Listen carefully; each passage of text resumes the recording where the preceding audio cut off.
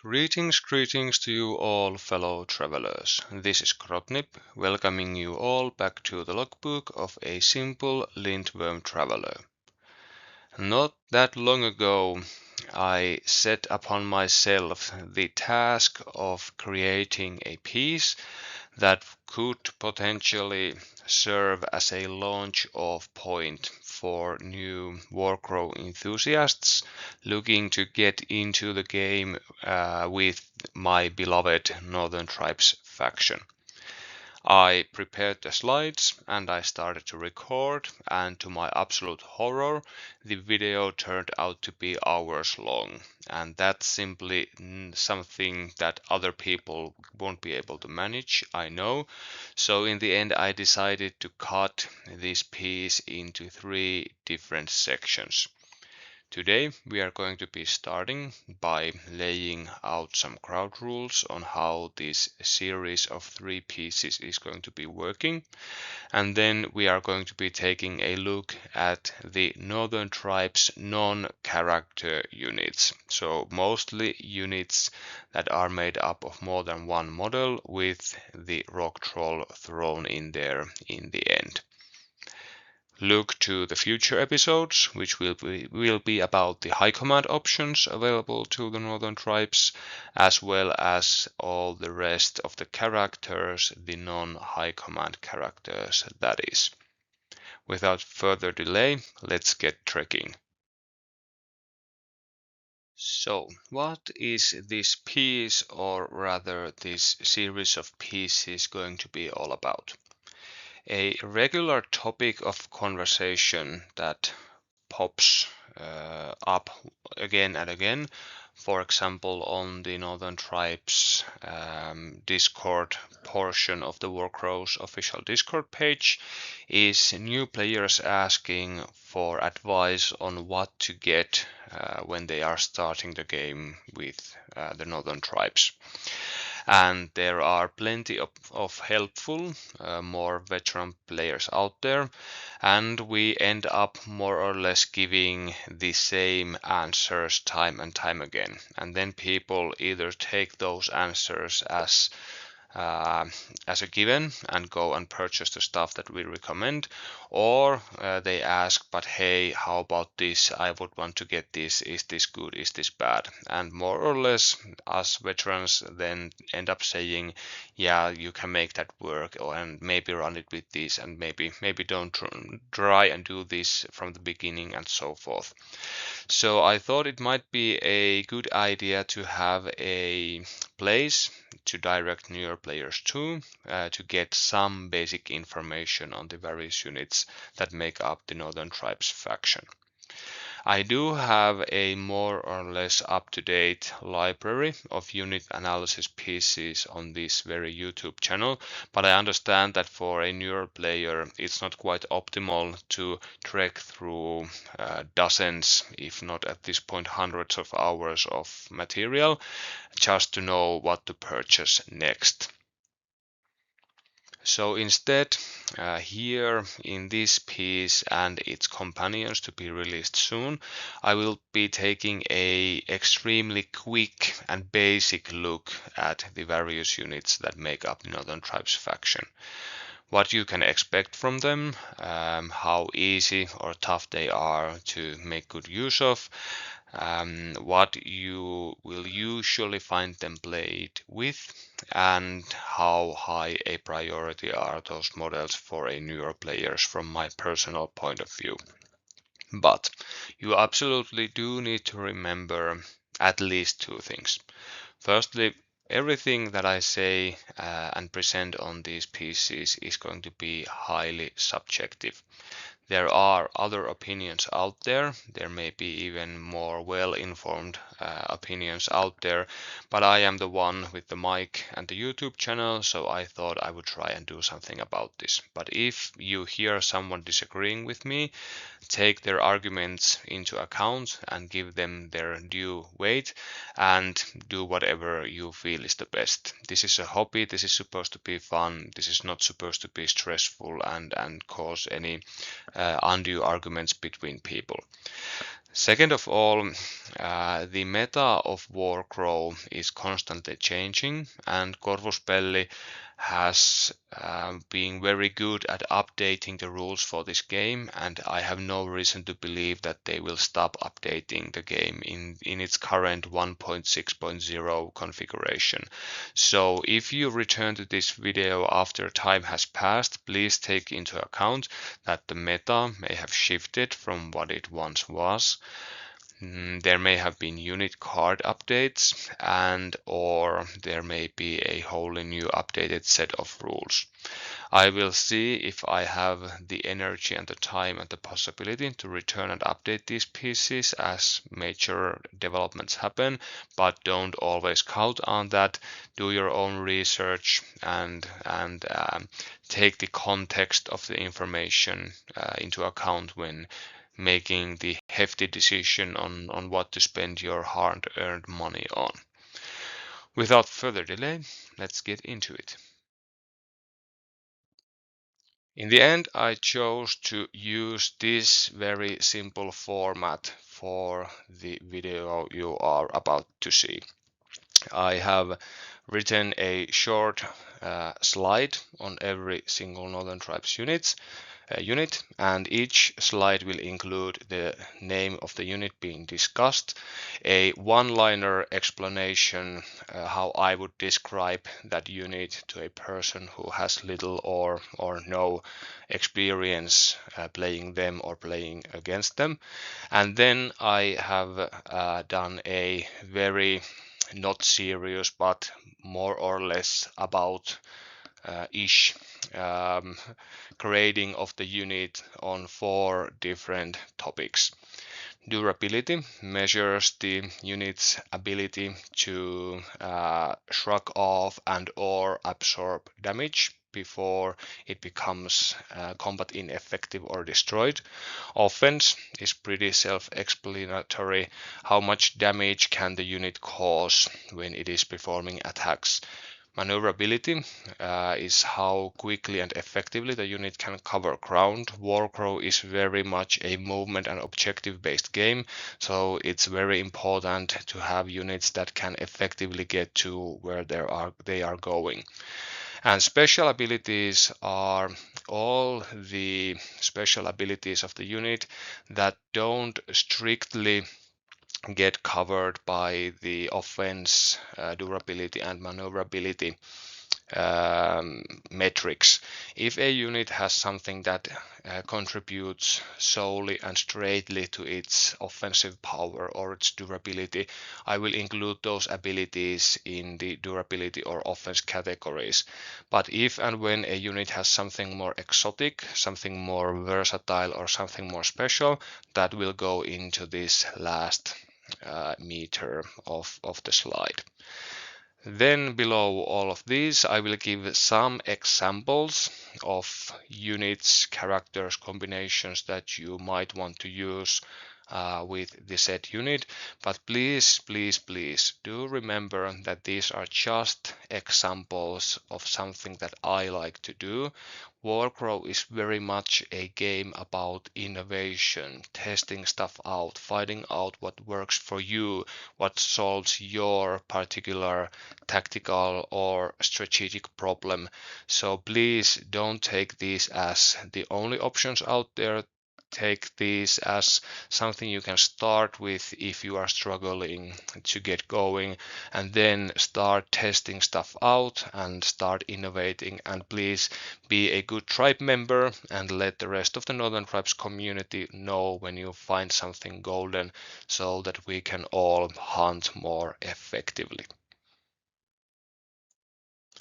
At the end of every slide, I will have a priority tag for the unit in question. High priority units are the units that I would encourage fresh Northern Tribes players to acquire soon if they are undecided on what should they be getting next. Medium priority units are something that you might want to get if you feel like that playstyle or that unit appeals to you even early on. And the low priority units are the ones that, yes, you absolutely can get and can use, but they might not be the most easily applicable competitive choices out there for a beginner. Okay, now that we know more or less what we are going to be talking about, let's get started. A couple of frequently asked questions before we get to the units, however, from the point of view of newer players. As should be pretty evident by now, the Northern Tribes is made up of two different cultures, the Orcs and the Varang. And a question many people, newer people also tend to ask is, can I run a full org company or a full Varang company if I so would prefer?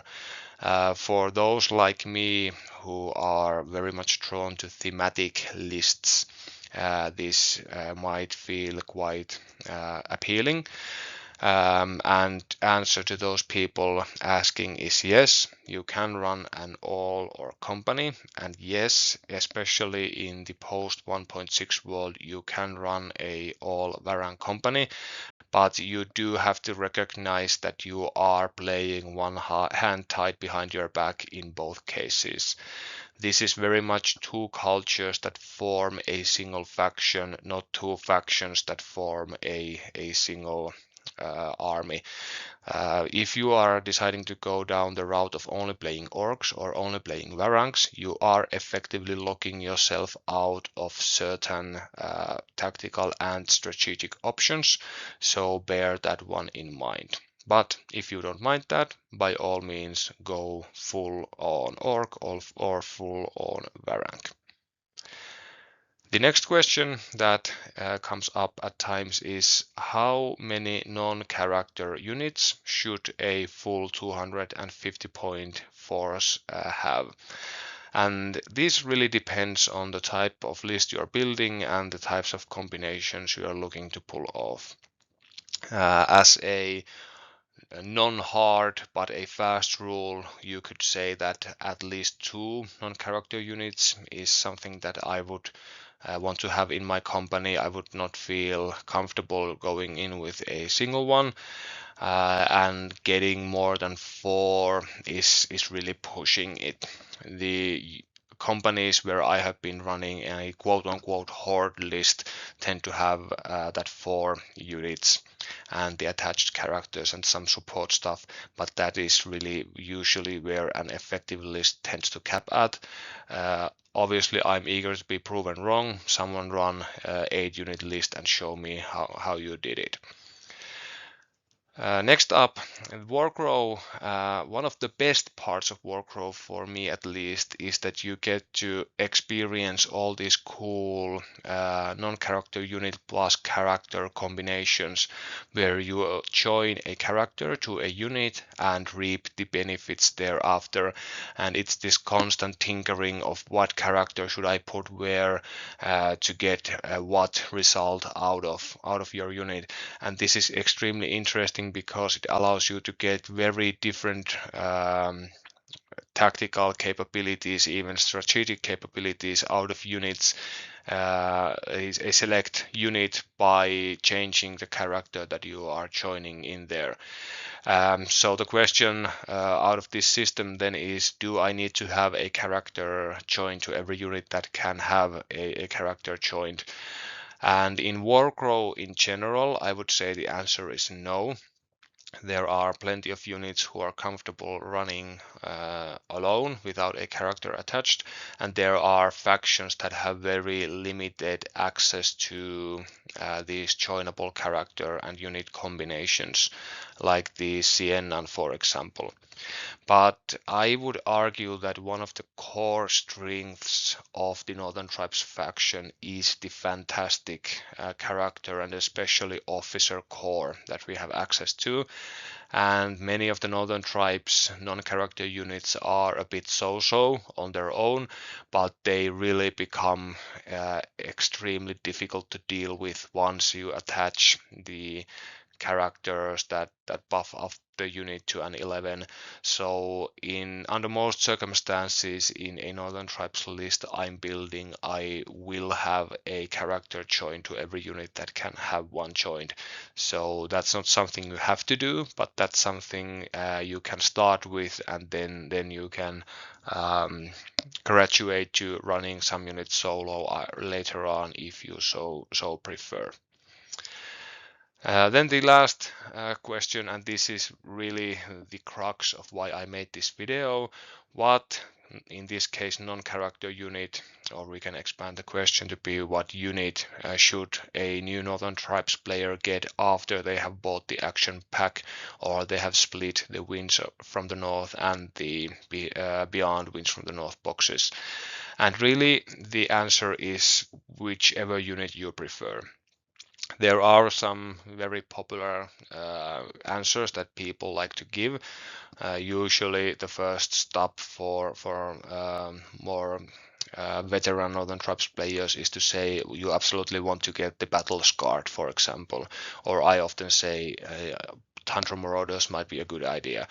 But really, at the end of the day, I don't consider there to be a wrong pick for your next purchases.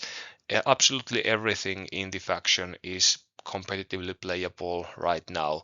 There are a couple of units that are maybe a bit tough to get the most work out of, but there is nothing that's irredeemable, so that you can get it and feel satisfied for your purchase. So maybe review the units a little bit, maybe watch the rest of this video, and you should have a idea of what the units do for the most part, and then you can make an informed choice on what's the thing that tickles your fancy the best.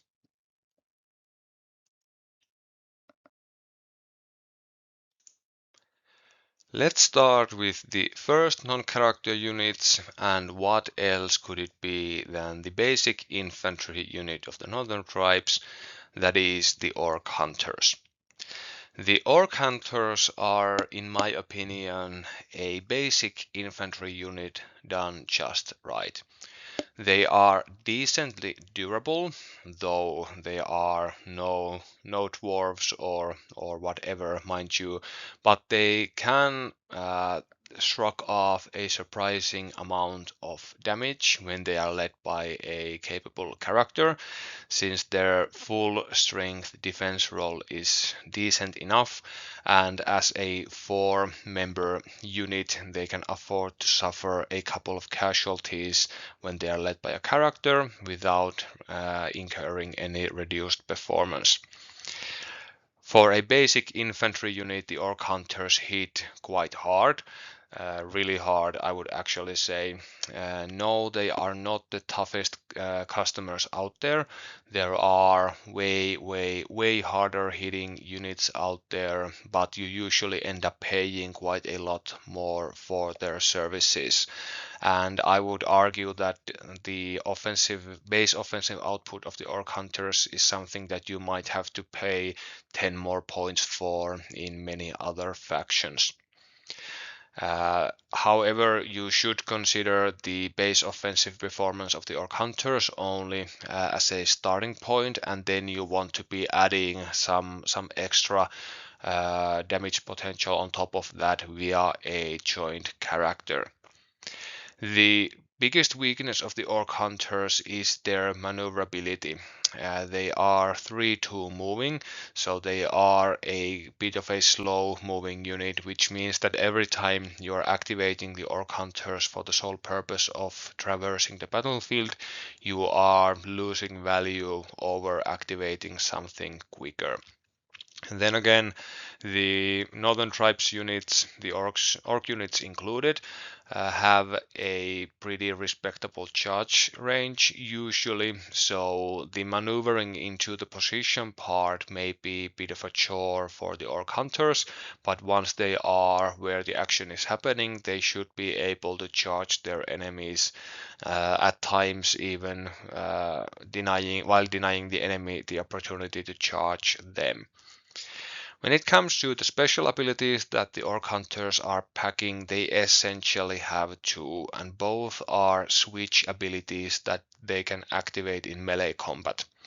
Their offensive switch ability allows them to inflict the vulnerable state upon the enemy unit that they are attacking, and while they are unable to cash in the benefits of this switch or this state immediately, it does leave the enemy unit way more vulnerable to follow up hits, either from the orc hunters themselves or from a more powerful unit coming to clean up after them.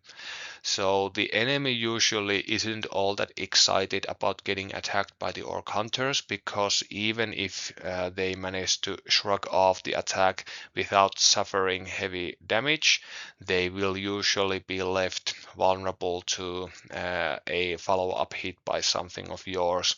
So that's pretty great for a basic infantry unit.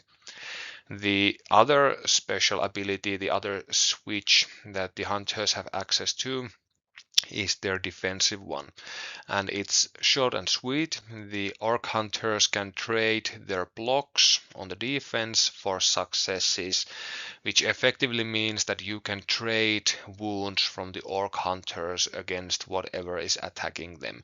And that's usually the way I end up playing my orc hunters. I charge them at something that I want damaged and made vulnerable, and when something hits back, I just forego defending altogether and exchange wounds with the enemy by hitting them back via the blocks that the orc hunters are now switching to successes, EA hits. And this is where the attached character comes into play also, because many of the officers grant additional defensive performance, and a character that gives an automatic block gives yet another potential for an automatic success for the orc hunter unit. And there are other characters that can allow the orc hunters to, for example, stress for extra offense on the defense or stuff like this.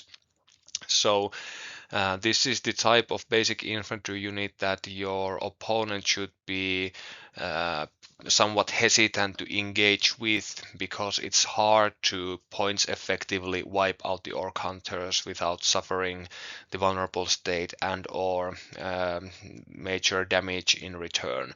Hence the kill and get killed description of this unit. I absolutely love the orc hunters. Some common choices to pair them up with is obviously Lotta. She's amazing, leading any unit basically, and if you have nothing else for her to lead, the orc hunters are a fine choice. If you are running Alborg, that we are going to be talking about later, he can bunker up in a unit of hunters while providing them some basic benefits. If you are running the Wrath main, his natural home is in a unit of orc hunters. Darkmaster can join these guys, more on him later. And if you are rocking War Alliance, and you can as a result attach or join rather variant characters into orc units, Hersir is another good pick. All in all, I would consider the orc hunters to be a high priority get. Fortunately, you get a unit in the action pack / the winds from the north, and that should be enough for most companies. I personally do tend to run hunter heavy companies. I often run 2 units, and in 1.5.2 I even ran 3 quite regularly.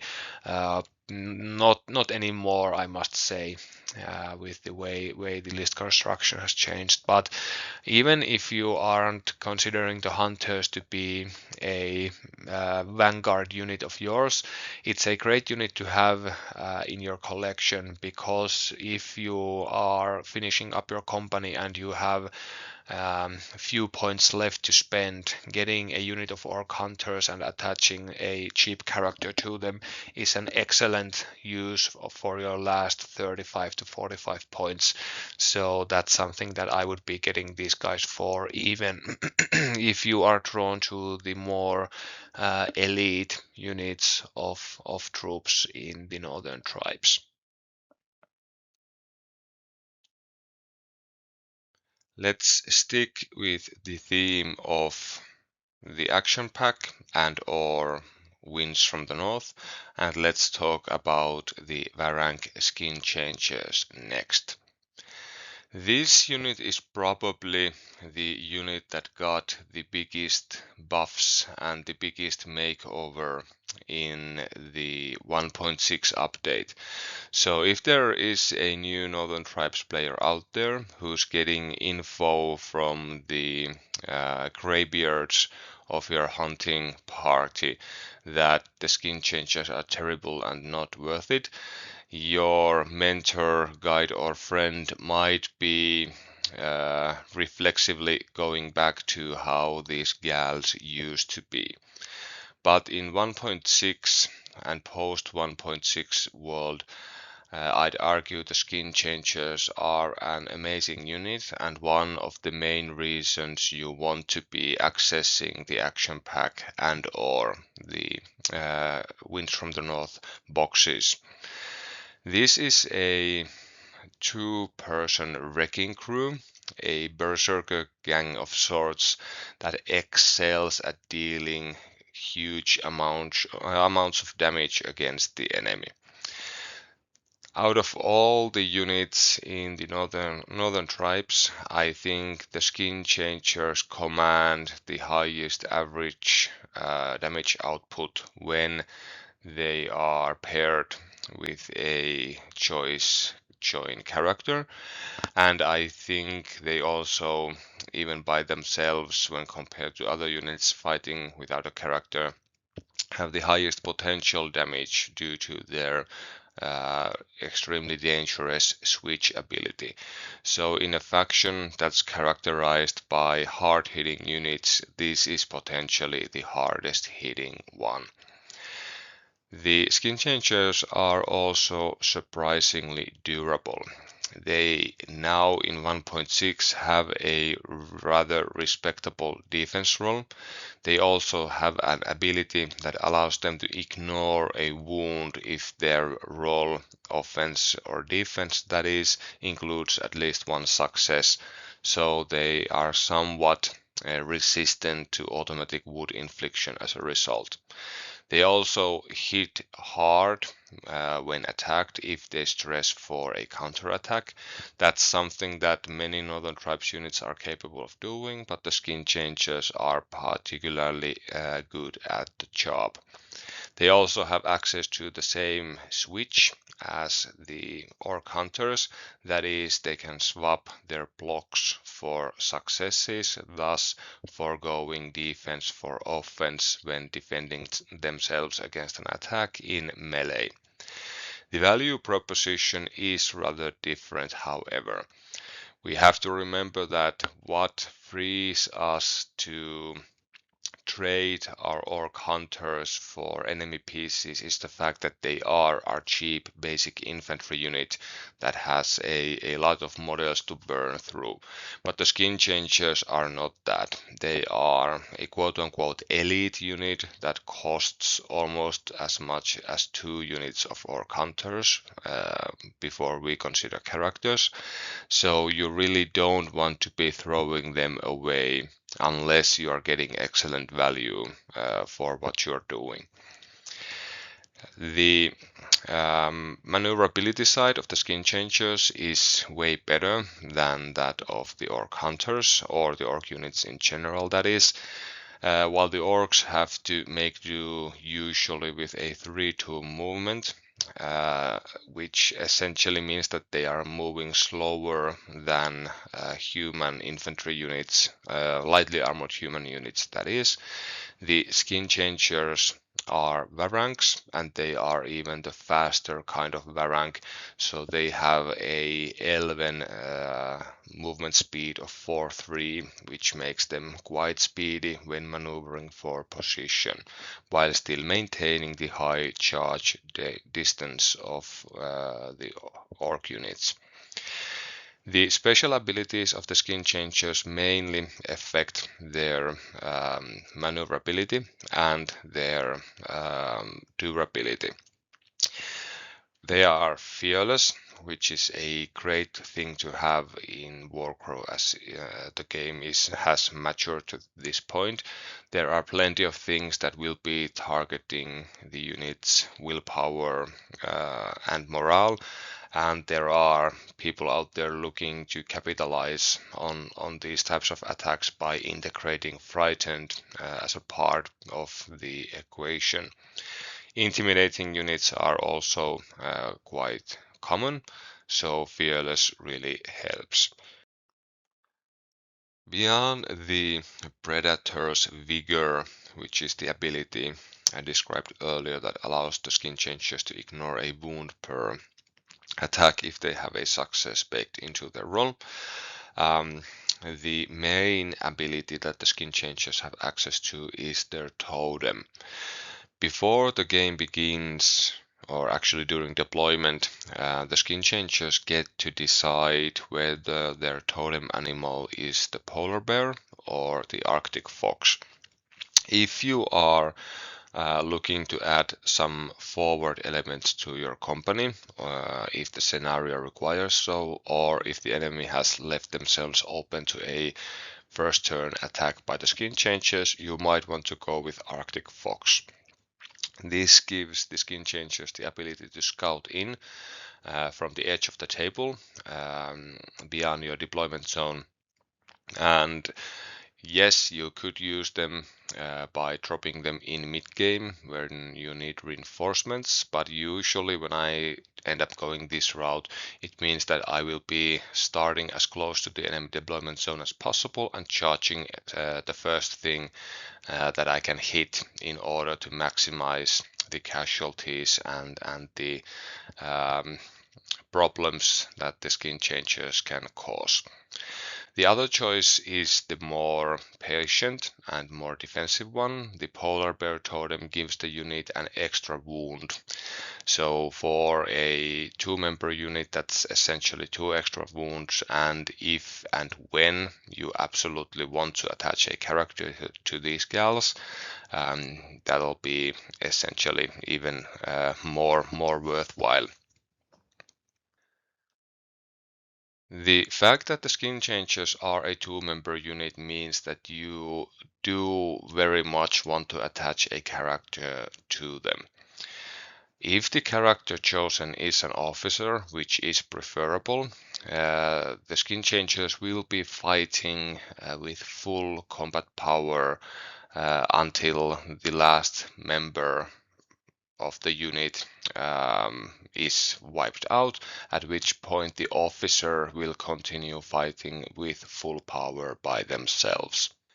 In the post 1.6 update world, yes, if you attach a support to them, you can still fight at full strength after you have suffered your first casualty, but after suffering the second, you will lose your support and access to the abilities that they bring.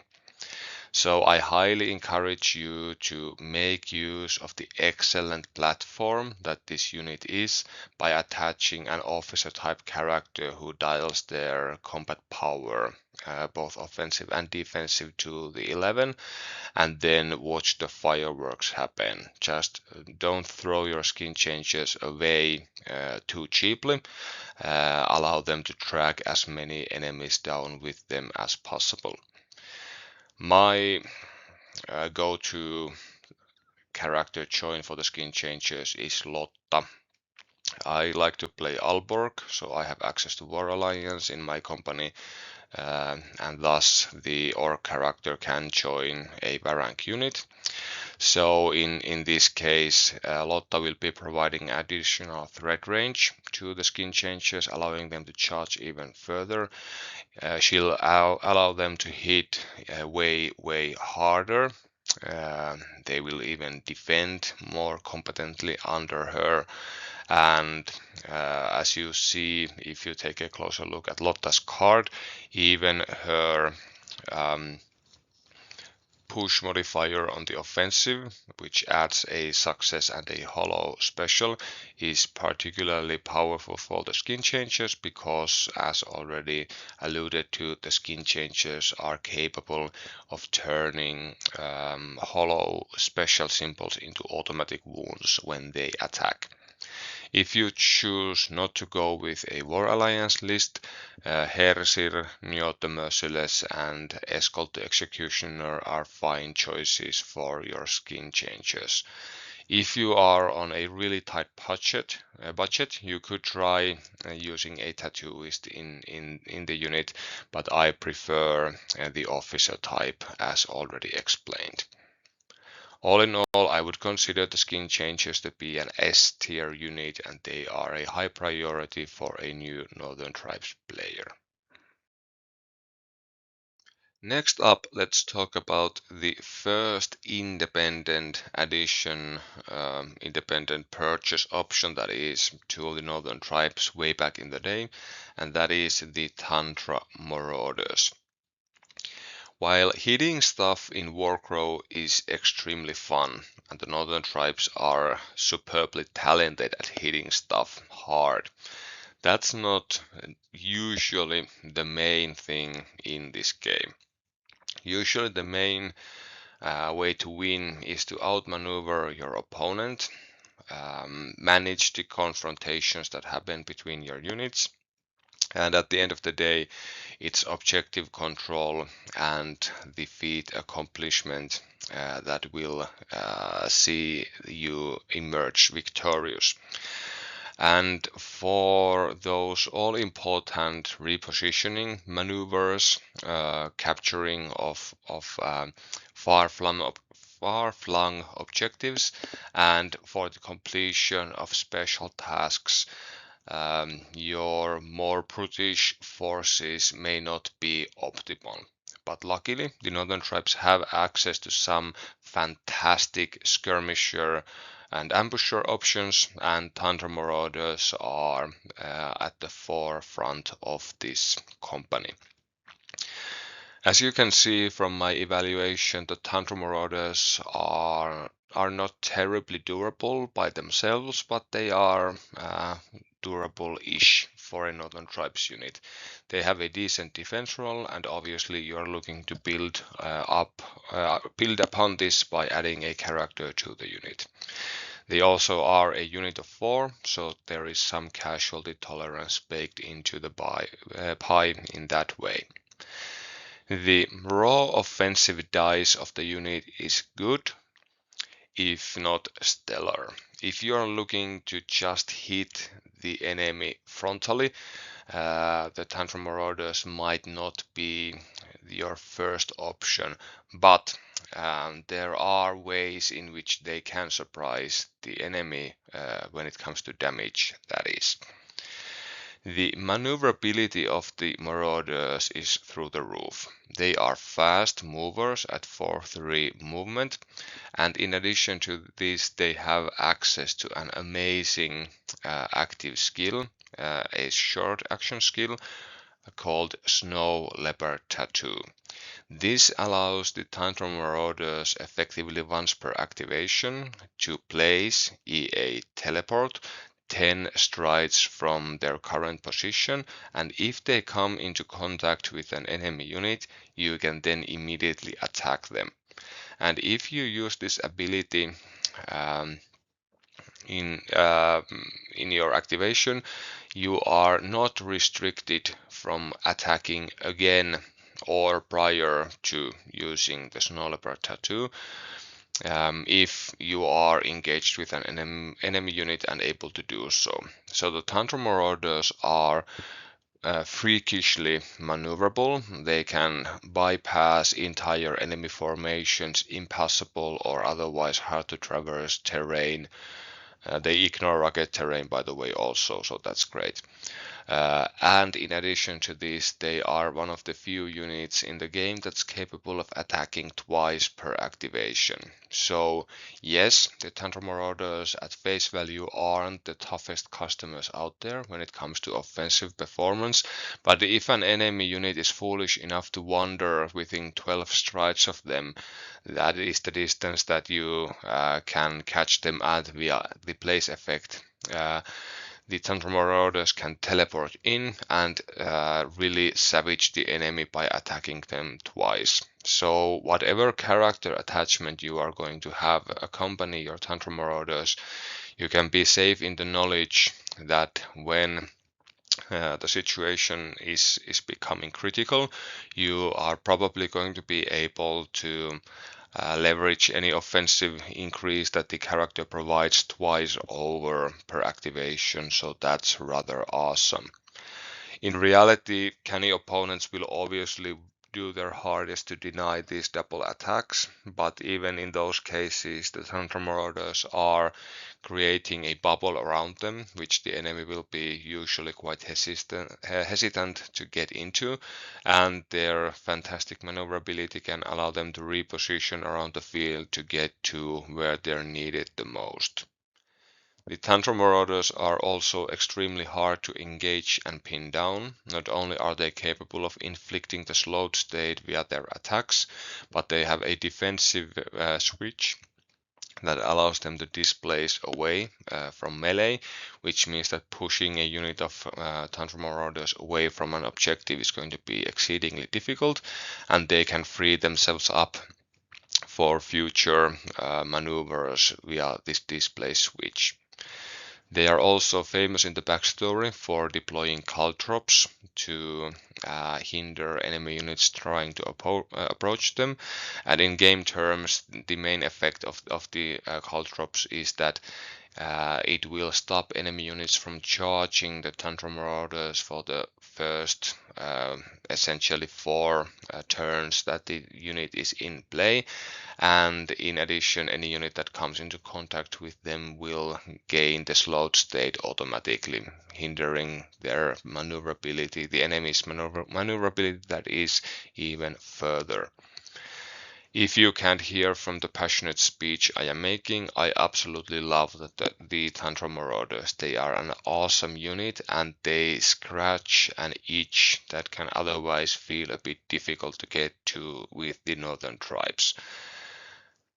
Yeah, my absolute favorite join for the Tundra Marauders is the Hersir. I prefer him even in companies where I have access to War Alliance, but Contender is a rather popular and an excellent choice to join also if you have War Alliance activated.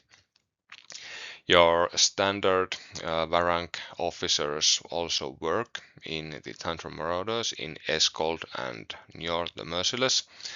And if you're looking for a place to stow away Alborg in a list containing him, the Tundra Marauders are not necessarily the worst place to put him. Obviously, I have no choice but to rate the Tundra Marauders as a high priority get for a newer Northern Tribes player.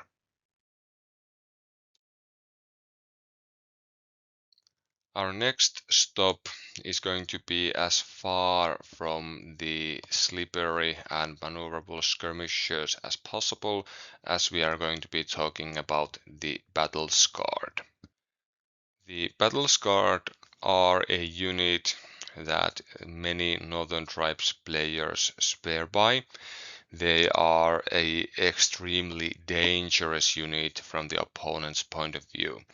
They are by far the most durable Northern Tribes unit out there, and making damage stick on these guys is exceedingly difficult, especially when you join a proper character to them. Their offensive output is nothing short of fantastic. They may not quite reach the highest peaks of what the skin changers can do, but they are pretty damn close. So any faction would be extremely happy to have the offensive output that the battle scarred are capable of producing. Generally speaking, when this unit gets to duel something, they will emerge victorious no matter what they are facing. They will just be able to sustain more damage, and they will be putting out way more, some of that even being the automatic wound kind. So if you can get the battle scarred stuck in with something important, you should be golden. Then again, the problem from my point of view lies in that getting stuck in with something important part. The battle scarred are suffering from the lackluster maneuverability that is common to many orc infantry units, which means that the enemy will be seeing them coming a mile away, and they will do their best to chaff these guys up with something that's not really worth fighting, or they will be trying to control your movement via crowd control effects and or by inducing stress on the battle scarred so that you can't keep activating them over and over again. The special abilities of the battle scarred very much revolve around them being able to take more damage thanks to their wound ignoring orc scars ability, or they are able to deal out even more damage than their raw dice set and switches would allow thanks to their relentless ability. All in all, the battle scarred feel like an RTS unit that you just give the A move forward command and watch them chop their way through the enemy force one by one. The enemy will be unfortunately aware of this, and they will do their damnedest to make sure that your battle scarred will not be able to do enough damage to get you back their sky high point cost. I'm going to be going against the common consensus here by saying that the battle scarred are not a must-have in a Northern Tribes company, even though many Northern Tribes players seem to feel so. I have personally often left them at home because there are only 250 points to go around, and my opponents have grown rather capable at diminishing the battle scarred's chances of actually landing the decisive blow. A unit of orc hunters with a great officer attached is a fine unit. Obviously, they can't take nearly as much punishment, nor can they deal the sky high damage of the battle scarred. But if you have more cheaper units in several places, that can also be worthwhile. But for a newer player, absolutely play the battle scarred. They are easy and fun to use, and they allow you to live the power fantasy of being the apex predator out there. The consensus pick for the join option for the battle scarred at the moment is the contender, due to the fact that they can trigger the battle scarred's relentless ability by using their defiant leader command skill, and all around the offensive and defensive buffs and even the extra willpower and conquest that the contender provides the battle scarred with make the unit even more formidable than they already were. If you're looking for high damage output and better threat range, while the contender can help with those, Lotta is also a great pick for the battle scarred. If you are playing a War Alliance list and you want to try something cool and funny, you can attach Not the Merciless to the battle scarred. Yes, you are creating a combination, a unit combination that is essentially more than a third of your whole company, but also you are creating a combination that can effectively activate forever, because as long as you are dealing damage on the offense or on the defense with Newt unit, you will be able to shed stress. So I have had experiences where my battle scarred will simply Pac-Man through the entire enemy force, thanks to Njord being part of the team.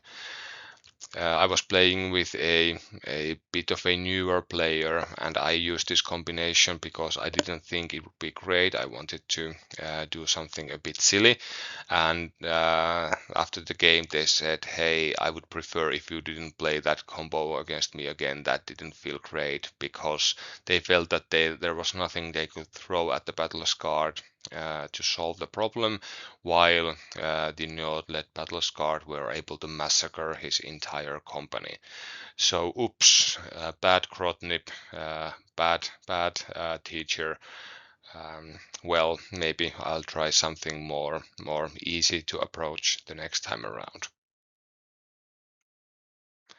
Obviously, the battle scarred are going to be a high priority.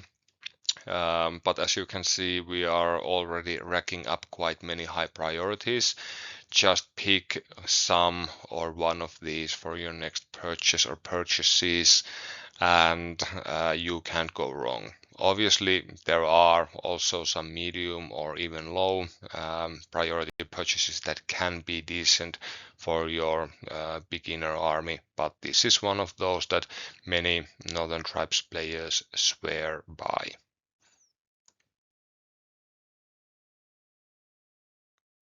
Next up, we have the other 4-member Varang infantry unit, and that is the Ice Archers. These guys and gals are your basic ranged support unit. In the current 1.6 iteration of the game, they aren't quite the top tier archers that they once may have been. Their range of 12 strides is a bit shortish for this type of bow infantry unit. Looking at jealously at you, Guardians of the Forest, with your 18 stride range.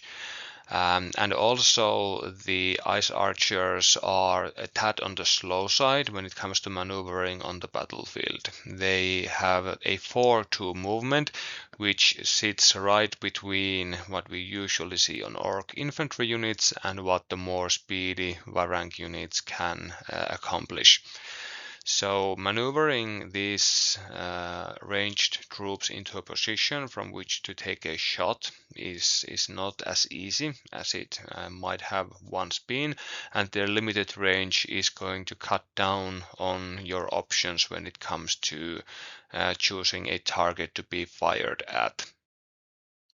When it comes to the rest of their basic performance, the Ice Archers don't hit particularly hard in melee. They hit about as hard as the Tundra Marauders, with the obvious difference that the Tundra Marauders are able to get a second attack in, as already discussed, under optimal circumstances, and you are usually attaching a more or less empowering character to the Tundra Marauders, but the Ice Archers aren't your first stop when you are considering high impact melee performance improving characters and where to place them. So there's that. Defensively, the unit has 4 models and an okay-ish defense roll, so they do have some casualty tolerance, but once they start to go down, they will go down. This isn't your A-tier tanky unit by any stretch of the imagination. The special abilities that the Ice Archers have are both designed to help you field them without too much of a problem, and also they are offering some crowd control support for your company. Their Frozen Rain ability means that they can fire their bows over the heads of friendly troops, ignoring them when it comes to tracing line of sight towards the enemy, which makes it easier for you to pick your targets when there are more meaty units between you and the enemy. And their switchability induces the slowed state upon the target of their attack or another enemy unit close by. And if you get a lot of specials on your attack roll, you can actually do both. So that's pretty nice. You can hand out slow to several units at the same time. The main problem with the ice archers is that they are more expensive than your standard orc hunters and only 5 points cheaper than the great Tantra Marauders, and their damage output even with their bows isn't all that amazing. Any high defense performance unit will easily shrug off any major damage that the ice archers could try and hoist upon them. And while the ice archers do have access to an automatic wound in one of their passive abilities, the enemy needs to be slowed when the attack begins in order to you to be able to cash this automatic wound in, which means that the ice archers usually can trigger their own switch and then proceed to do that automatic point of damage. Yes, if you attach Celica to this unit, they get the chance to fire again on the same activation. And this can then indeed help them trigger this automatic wound, but at that point you are doubling the cost of your tactical element, and Celica is so damn amazing on her own right now that you might just want to run her solo anyway. All in all, I'm afraid that pending an update that either reduces the cost of the ice archers drastically or maybe gives them some additional utility, I don't see them as a high priority unit for a newer Northern Tribes player. I am indeed currently testing out various list builds where I'm trying to include the ice archers, and I do think that they do have some game, for example, into the dreaded dead flesh list archetype of this Science of Yaldabaoth, but I would still say that they aren't an easy unit to make good use of and not a powerful unit in and of themselves. So a newer Northern Tribes player can bypass them early on and still get good results out of their games. But if you love the models like I do, they are absolutely gorgeous. There's no harm in getting the unit and seeing if you can get some support out of them. Just don't try and make them into the main stars of the show, especially early on. Use them as a cheap and cheerful support option that takes opportunistic shots at the enemy, maybe gather some resources if you're playing the resources feed, induces the slowed effect upon enemies, stopping them from advancing speedily and stuff like this, and you can make some good use out of these archers. With all the Northern Tribes so far released infantry units talked about, let's cover their cavalry option next. Let's talk about the Warg Riders. As you would expect by looking at these models, these massive wargs that are being ridden by these powerfully built orc hunters, this is a very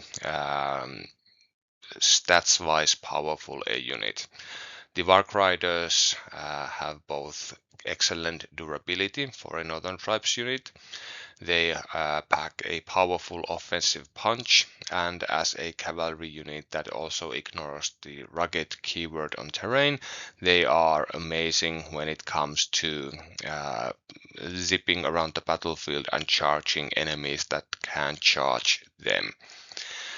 Unfortunately, as good as all of this sounds, the Warg Riders are a little bit hemmed in by the fact that their main role is charging enemy units and then brawling them with them in melee, and that's something that many of the other Northern Tribes units are quite talented at doing also.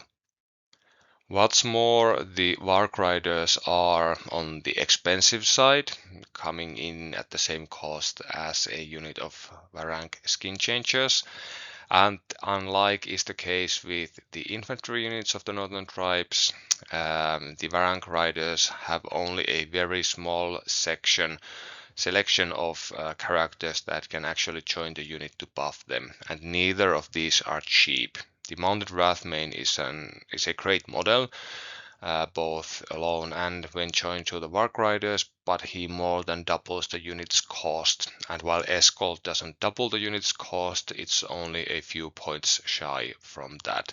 So you end up stacking cost upon cost on your cavalry unit, and you still need to find the right situation for them to shine their brightest.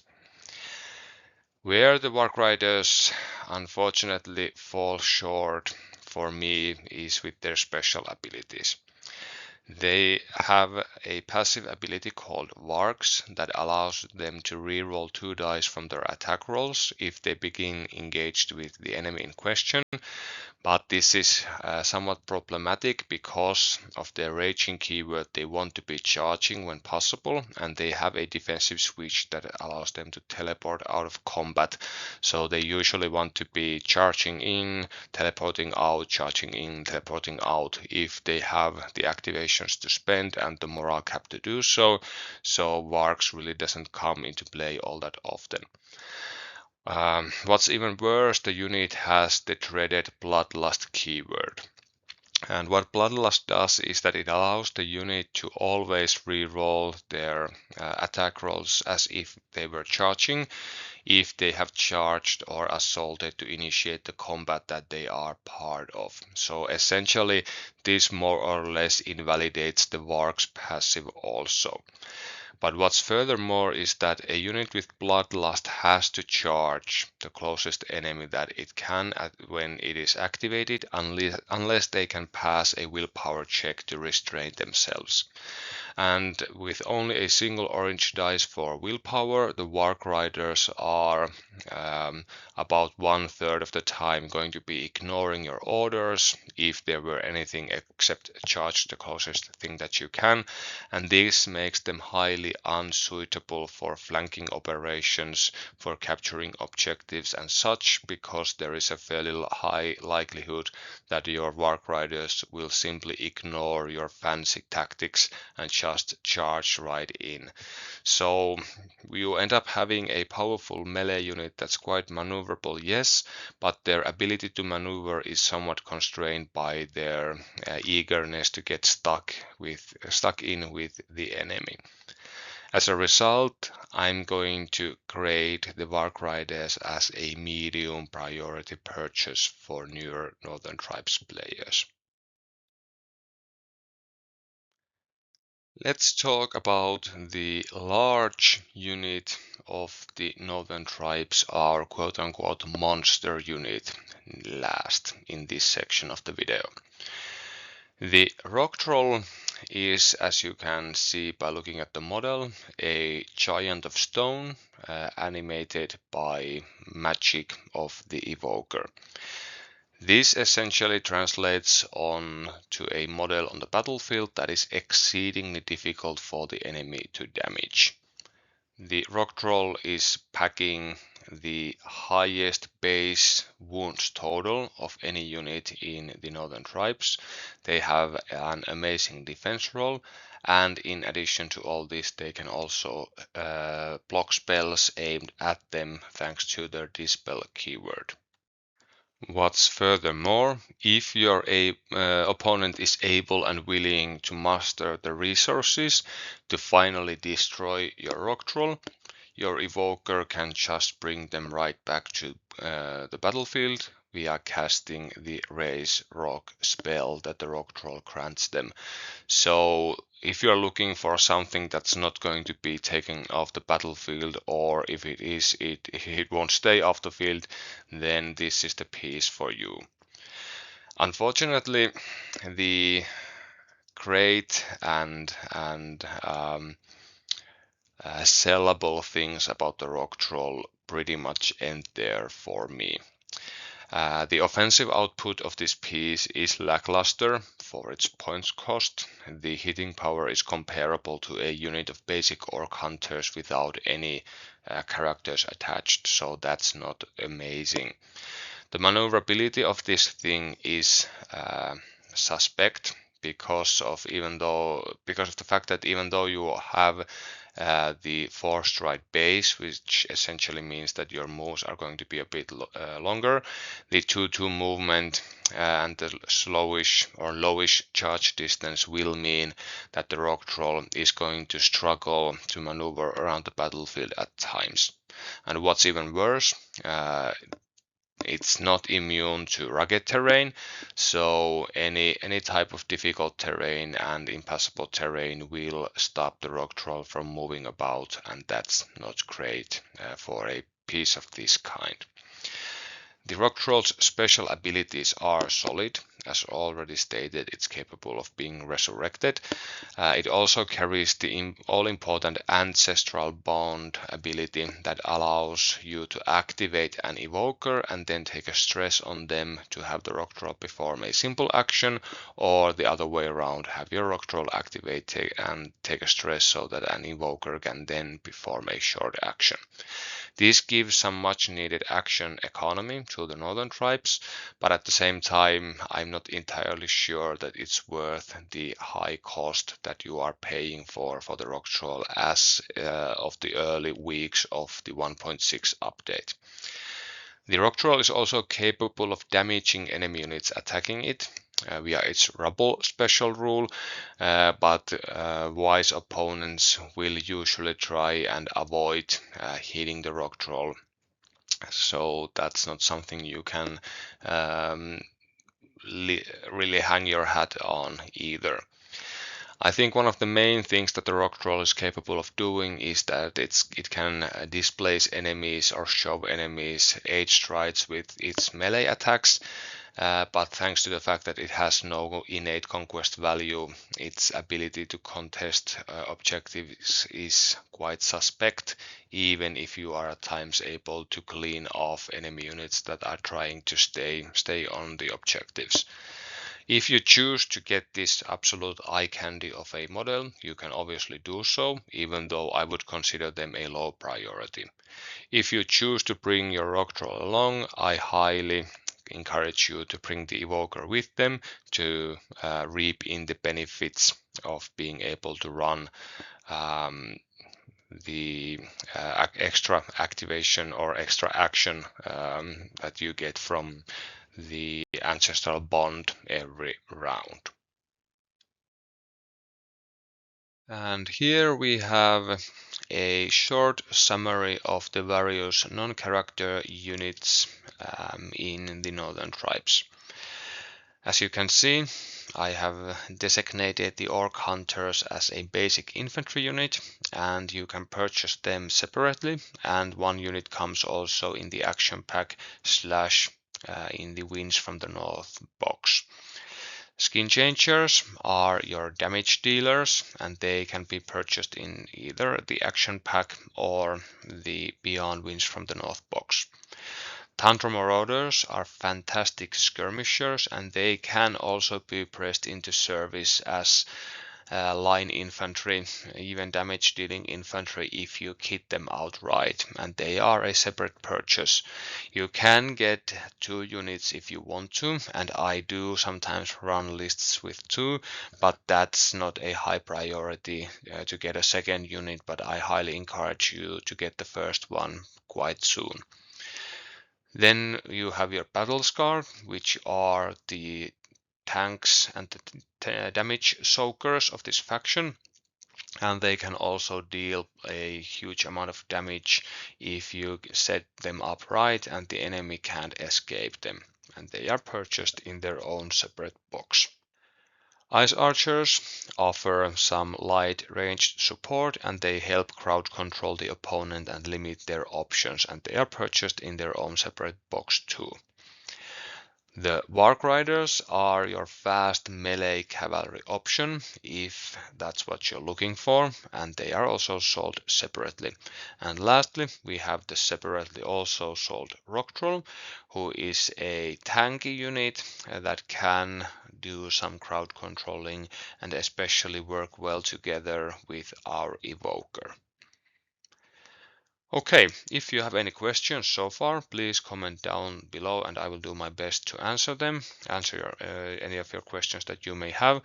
And if everything goes to plan, look forward to me discussing the high command options from the beginner's point of view next. Safe travels, everyone. Hope to see you again soon.